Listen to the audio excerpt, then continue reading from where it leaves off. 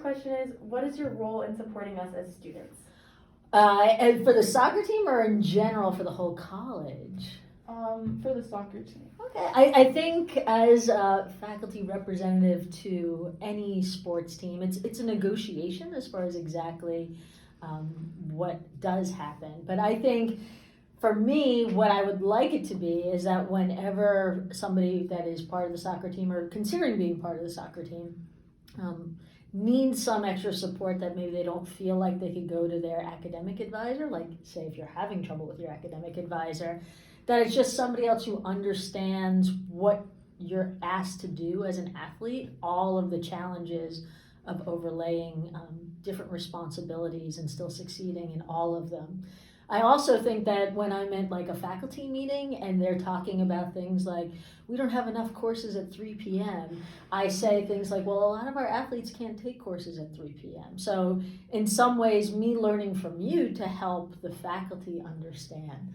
Like, I did not know that you guys have to have your courses finalized before other people so that you can play in the first games. Mm-hmm. So I've been telling other faculty members who say, why didn't we know that, right? So I want to, as much as the team and the coaches want me to, just be a resource, but not be in the way in any way. And I go to games when I can, especially when the weather's lovely, and sit there and cheer for as long as I can. So I used to play soccer, so I enjoy being, still feeling like I'm connected to it. But it's hard to find old ladies like me who want to play soccer. Okay, our second question is, what classes do you recommend taking while balancing being in season? Yeah. I think there always should be a class on your schedule that you're super excited about. Instead of I think Vassar students are very much focused on, let me get the requirements out of the way. Yeah. And if you're in season and you've got a lot of conflicting things, that it should be like, you look at the readings and you're excited to do the readings instead of, oh, I took this to get my QA requirement out of the way. Right? Do the things that you aren't excited about when it's off season, and you have more mental energy to contribute to that. I'm a big fan of trying to have like one class that's a lot of reading, one class that's a lot of problems, one class that's kind of creative, and having a little bit of a balance of all the aspects of who you are. If you love language, make sure you have a language class, but not take 4 bio classes in one semester because you're like the best bio major ever.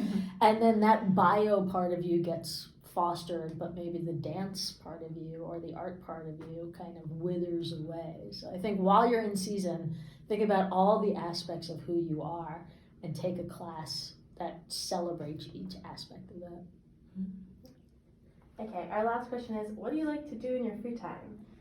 What do I like to do in my free time? Relax, which is hard to do. It's hard to do. I'm very big into being outside.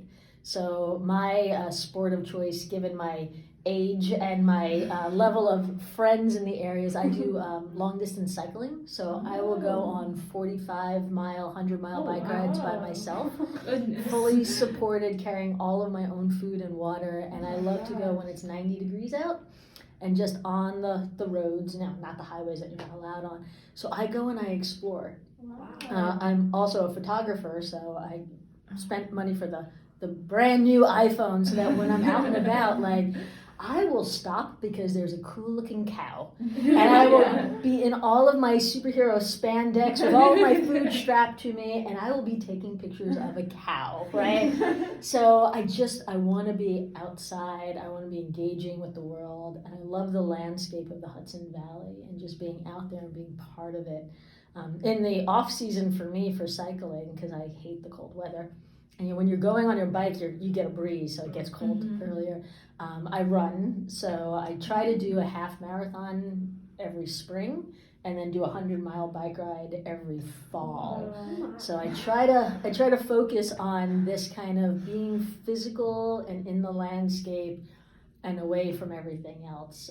But unfortunately, work interferes with all of that. It takes a long time to ride your bike 100 miles, and to prepare for all of it.